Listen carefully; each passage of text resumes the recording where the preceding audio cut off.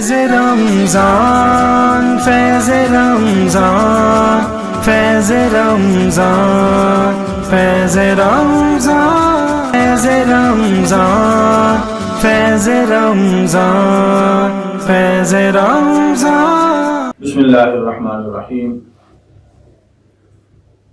معزز ناظرین، daily point کا رمضان ٹرانسمیشن فیض رمضان میں آپ کا میزبان محمد یعقوب آپ کی خدمت میں حاضر ہے.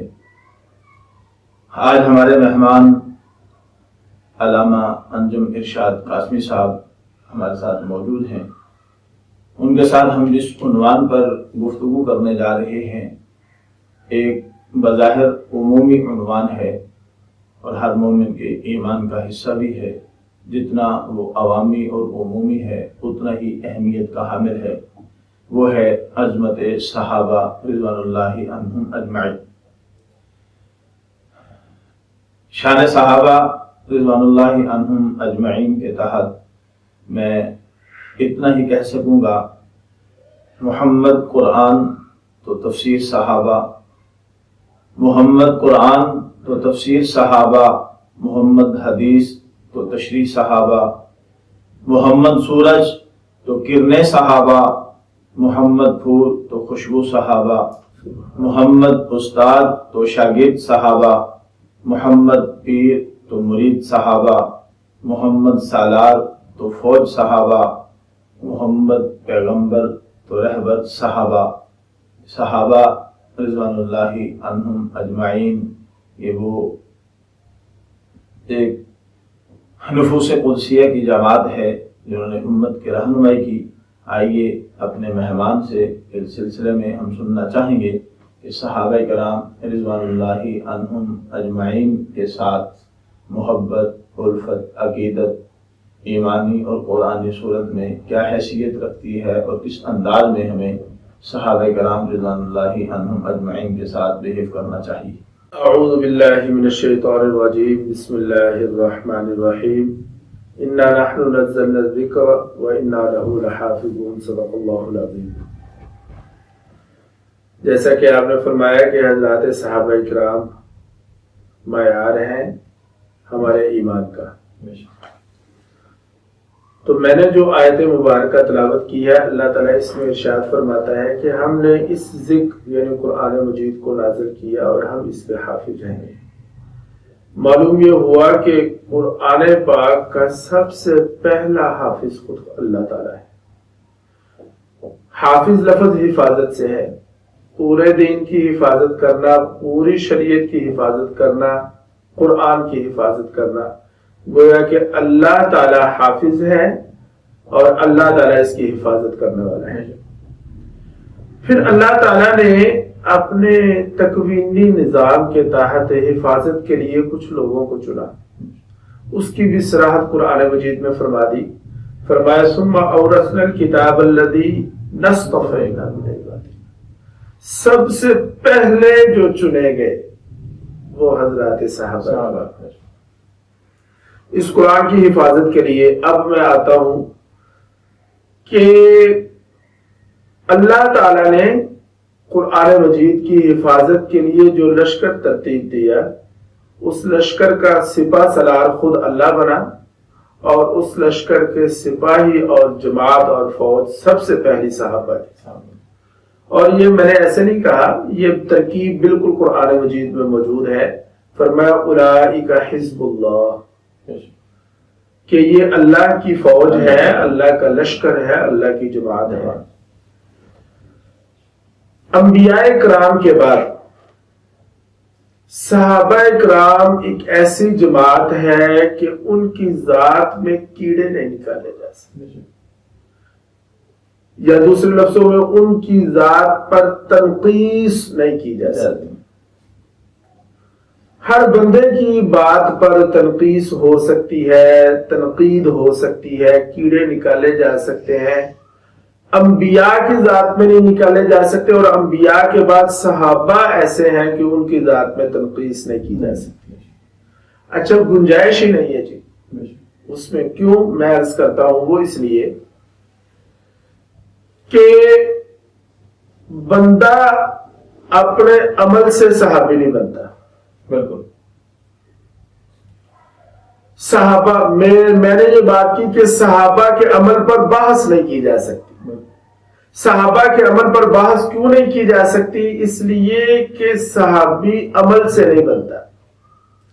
شیخ الحدیث بنتا ہے عمل سے، حافظ بنتا ہے عمل سے، قاری بنتا ہے عمل سے، محنت سے، کوشش سے. یہ آج کل حافظ صاحب ہیں، آپ کے ہر مسجد میں الحمدللہ تراویح میں قرآن پاک سنا رہے ہیں. اگر کوئی حافظ تراویح پڑھ رہا ہے، پڑھا رہا ہے اور اس میں وہ بھولتا ہے تو ہم اسے کہہ سکتے ہیں کہ تیری غلطیاں ہیں بھائی. اس کے عمل پر بحث کی جا سکتی ہے کیونکہ وہ حافظ اپنے عمل اور محنت کی وجہ سے بنا. بندہ صحابی جب عمل سے بنتا ہی نہیں تو پھر اس کے عمل پر بحث کیوں؟ یہ تو ہوتی ہے اللہ کی عطا. جب یہ اللہ تعالیٰ خود چنتا ہے، لہذا یہ کہنا کہ سعد نے یہ کیا، سعید نے یہ کیا، معاویہ نے یہ کیا، بھائی وہ اپنے عمل سے بنے ہی نہیں صحابی. وہ تو اللہ کا انتخاب ہے. جب وہ اللہ کا انتخاب ہے تو پھر ان کے عمل پر بحث بھی نہیں ہو سکتی. میں نے یہ کسی کتاب میں پڑھی بات حضرت مفتی شفیع صاحب رحمہ اللہ کی، اور وہ بات بڑی اچھی تھی. انہوں نے لکھا کہ صحابہ پر تنقید کرنے کے لیے بندے کو خود صحابی ہونا چاہیے. دیکھیں جی، ایک MBBS ڈاکٹر ہے تو اس کے کسی کام پر کوئی MBBS ڈاکٹر تو تنقید کرے. ایک چھوٹا جس نے DHRS کیا ہوا ہے، کوئی ڈسپینسر ہے، اور وہ اٹھ کے کہہ دے جی یہ جو فلانا بڑا ڈاکٹر ہے یہ غلط کر رہا ہے، تو اسے کہا جائے گا بیٹھ جائے یار، تو ابھی بچہ ہے. صحابہ پر سعد نے کیا کیا یہ سعید تو کہہ سکتے ہیں، معاویہ نے کیا کیا یہ عبداللہ ابن عمر تو کہہ سکتے ہیں، میں اور آپ نہیں کہہ سکتے. لہذا اگر کوئی بات کرے گا تو ہم اسے کہیں گے کہ بھائی تو اپنی پوزیشن بتا، تو ہے کیا. تو میں یہ عرض کر رہا ہوں کہ حضرات صحابہ اکرام ہمارے ایمان کا حصہ ہے اور معیار حق ہے. عظمت صحابہ سے کے لیے صرف اتنا ہی عرض کروں گا کہ قرآن مجید بھرا پڑا ہے حضرات صحابہ اکرام کی عظمت پر. اللہ تعالیٰ ان کے بارے میں کہتا ہے اولئک هم المفلحون، اولئک هم المتقون، اور اس پر بس نہیں کی بلکہ اولئک هم الراشدون، اولئک الذین امتحن اللہ قلوبهم للتقوى. اللہ فرماتا ہے میں نے صحابہ کے دلوں کو دیکھا. وہ ہمارے پنجابی میں کہتے ہیں چاتی ماری. اللہ نے صحابہ کے دلوں میں چاتی ماری اور فرمایا، اعلان کر دیا کہ للتقوى، کہ وہاں تقوی نہیں کہ تقوی کے علاوہ وہاں پر کچھ نہیں ہے. فرمایا اولئک حزب اللہ، یہ اللہ کی جماعت ہے. اور فرمایا کہ ہم نے تو اعد لهم جنات تجری، کہ یہ جو جنت تیار کی ہے ہم نے تو کی صحابہ کے لیے، کہ صحابہ ہی وہ پہلے ہیں. اچھا آپ مجھے یہ بتائیں کہ جب یہ آیت نازل ہوئی اولئک هم المفلحون، کیا آپ تھے؟ کیا میں تھا؟ کیا آج کے علماء تھے؟ کیا مولانا طارق جمیل تھے اس میں؟ کیا مفتی تقی عثمانی اس وقت موجود تھے؟ کیا اس وقت امام بخاری تھے؟ کیا امام اعظم ابو حنیفہ تھے؟ کیا امام شافعی تھے؟ امام احمد بن حنبل تھے؟ عبد القادر جیلانی تھے؟ کیا یہ لوگ تھے وہاں پر؟ اس وقت کون تھا؟ جب یہ آیت نازل ہو رہی تھی اولئک هم المفلحون، تو اس وقت اگر کوئی تھا تو وہ حبشے کا کالا بلال ہے. لہذا فلاح کسے کہتے ہیں یہ بھی حضرت مفتی شفیع صاحب نے معارف القرآن میں لکھا. فلاح کہتے ہیں کہ انسان کی ساری خواہشیں پوری ہو جائیں اور سارے غم دور ہو جائیں. اور حضرت مفتی صاحب آگے یہ فرما رہے ہیں، یہ جو فرمایا قد افلح المؤمنون، مومنین فلاح پہ آ گئے. اور یہ جو فرمایا کہ قد افلح من تزکا، اور موزن کہتا ہے حی علی الفلاح، یہ فلاح سے مطلب کیا ہے؟ فرمایا فلاح کا مطلب یہ ہے کہ انسان کے سارے غم دور ہو جائیں اور ساری خواہشات پوری ہو جائیں. فرمایا کہ یہ دونوں چیزیں اس دنیا میں ممکن ہی نہیں ہے. بے شک یہ دونوں چیزیں اس دنیا میں کوئی بڑے سے بڑا نبی، کوئی رسول، کوئی ہفت اقلیم کا مالک ہی کیوں نہ ہو، یہ دونوں چیزیں ہو جائے ایسا نہیں ہو سکتا. ہاں جی، تو میں یہ عرض کر دوں کہ وہ رضا کا پروانہ جو مجھ اور آپ کو مرنے کے بعد انشاءاللہ ملے گا، وہ رضا کا پروانہ اللہ تعالیٰ نے قرآن پاک میں ٹیکسٹ کے طور پر ذکر کر دیا کہ رضی اللہ عنہم ورضوا عنہ، اور یہ ٹیکسٹ بالکل کلیئر ہے کہ اللہ ان سے راضی ہے اور وہ اللہ سے راضی ہے. بے شک، ماشاءاللہ، بہت خوب انداز میں. حضرات صحابہ کرام رضوان اللہ عنہم اجمعین کو ہم بعض لوگ تاریخ کے تناظر میں دیکھتے ہیں،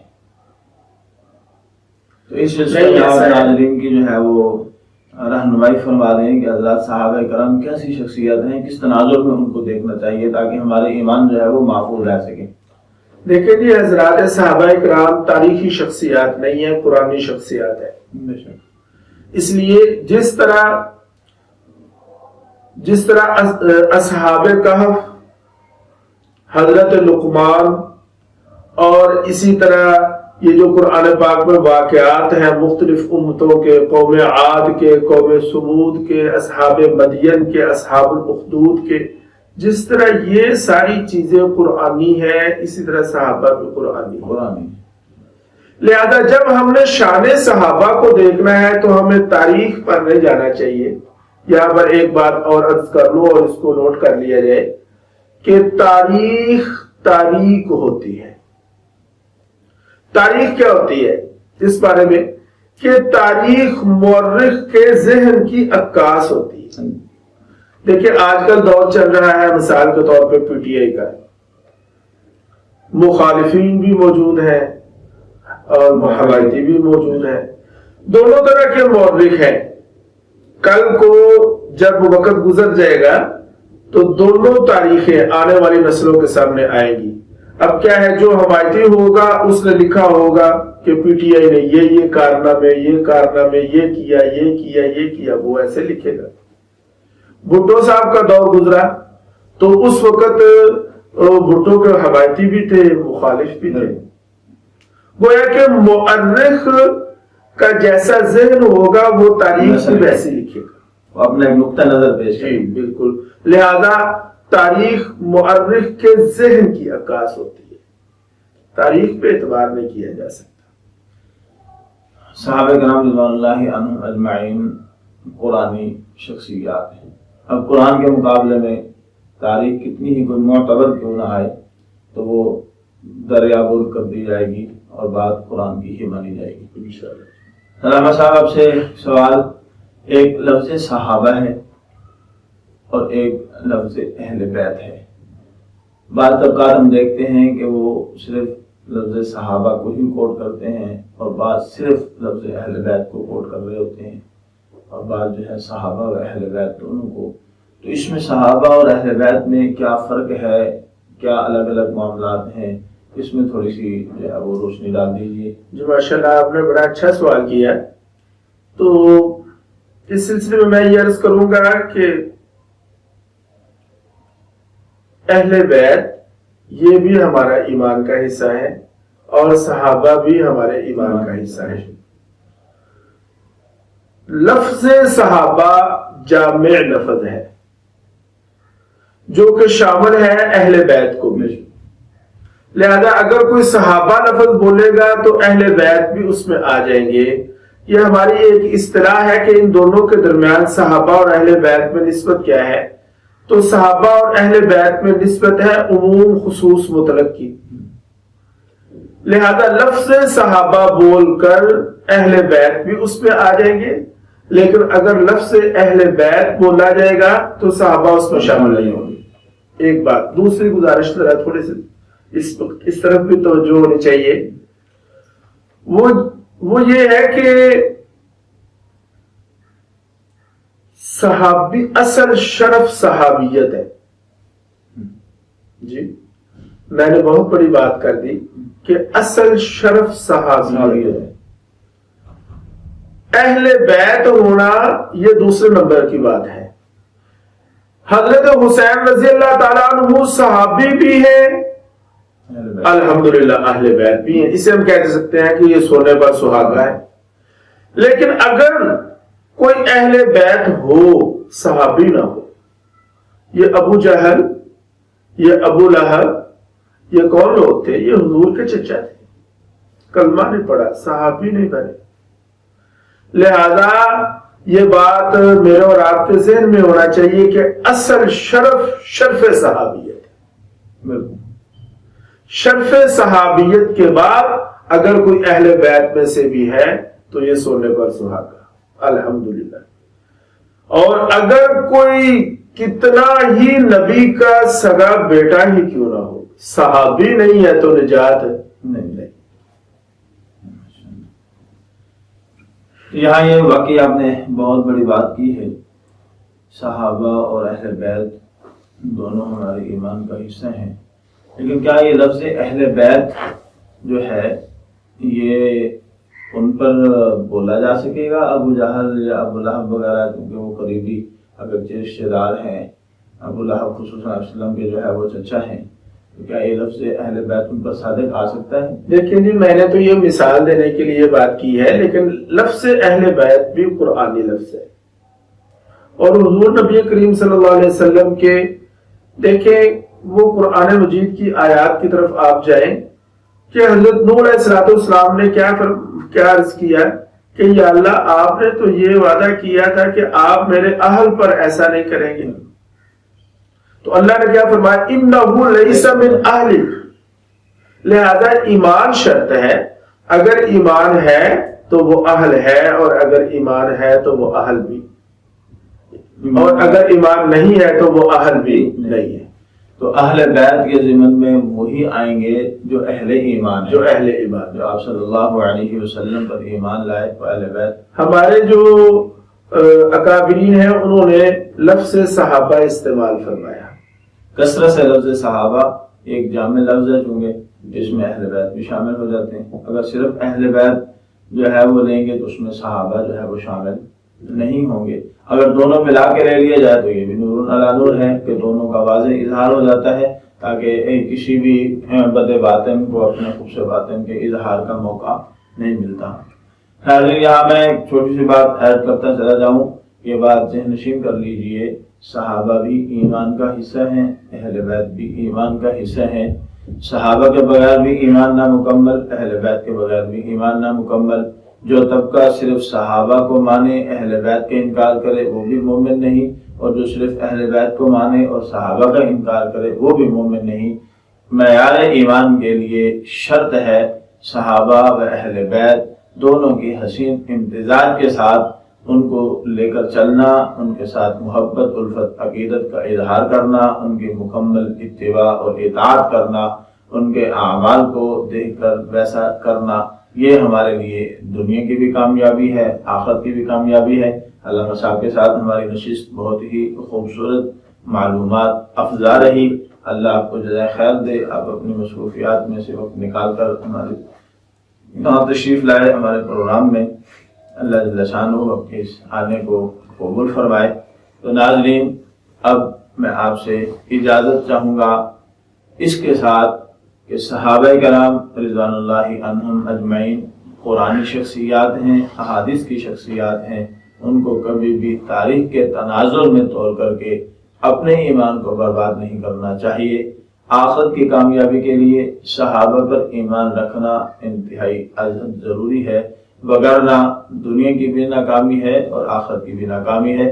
اللہ جل شانہ ہم سب کو صحابہ کرام رضوان اللہ عنہم اجمعین اہل بیت کے ساتھ سچی پکی محبت، الفت، مودت، عقیدت اور احترام کے رشتے کو قائم رکھنے کی توفیق عطا فرمائے اور مکمل اتباع کی توفیق عطا فرمائے۔ انہی الفاظ کے ساتھ اجازت دیجیے۔